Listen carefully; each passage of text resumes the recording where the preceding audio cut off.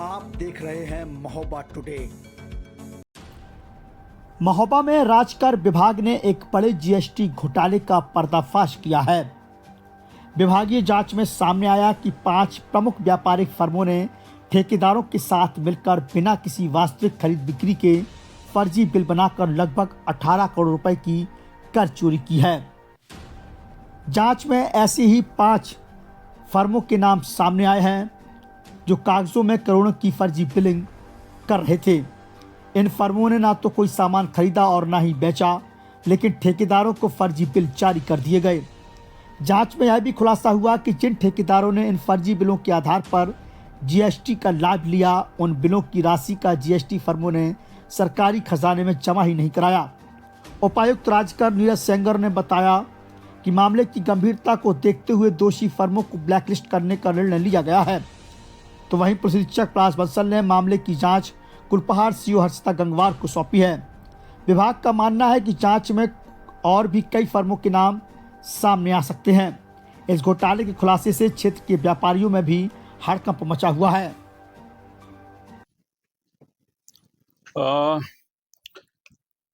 अभी हम लोगों ने जो जांच किया था तो उसमें हमारे अधिकारियों ने कुछ उनके जुरिस्डिक्शन में जो फर्में थी उसको चेक किया गया, तो उसमें पता चला है कि उनके द्वारा कोई इनवर्ड सप्लाई नहीं किया गया था और केवल उन्होंने अपना GSTR 1 के थ्रू ITC पास ऑन किया गया था।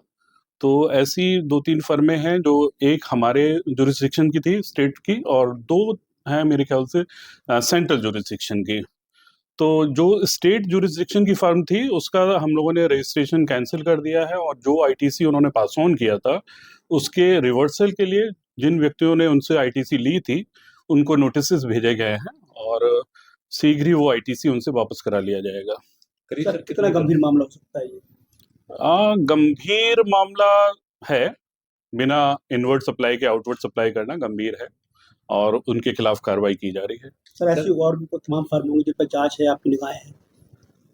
2-3 फर्में तो निकल के आई हैं और हम लोग चूंकि रेगुलर रिटर्न स्क्रूटनी वगैरह कर रहे हैं तो उसमें इस तरह के मामले जब भी आते हैं तो हम अपने स्तर से भी और बाहर हमारी जो इन्फोर्समेंट विंग है हम उसको हर मंथ में ऐसी फर्मों के बारे में जानकारी देते हैं जो इवेजन में इन्वॉल्व होती हैं।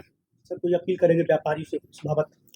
व्यापारियों से मेरा अनुरोध है कि इस तरह की गतिविधियों में इन्वॉल्व ना हो, क्योंकि ये देश के खिलाफ, प्रदेश के खिलाफ, अपने जनपद के खिलाफ ठीक नहीं है। विकास कार्यों में इस तरह का आड़ा रोड़ा पड़ता है। तो मेरा उनसे अनुरोध है, क्योंकि अगर आप इवेजन की एक्टिविटीज में इन्वॉल्व रहेंगे तो पकड़े तो जाना ही है और पकड़े जाने के बाद फिर उनके खिलाफ जो कार्रवाई होगी वो काफी हार्श होगी। सर, कुछ इन्वेस्ट किया गया है? क्या लाइसेंस निरस्त किए गए? रजिस्ट्रेशन हम लोगों ने कैंसिल किए हैं। जो फर्में इस तरह की उसमें इन्वॉल्व हैं उनके पंजीयन हमने कैंसिल किया है। अगर सर सही शब्दों में कहें, मतलब व्यापारी को समझ में आ जाए, छोटे व्यापारी को, तो किस तरीके से क्या परचेज में गड़बड़ी हो रही है, बिक्री में गड़बड़ी हो रही है, क्या कहेंगे इस चीज को? जैसे व्यापारियों को आप समझाएं तो किस तरीके से समझाएंगे सर?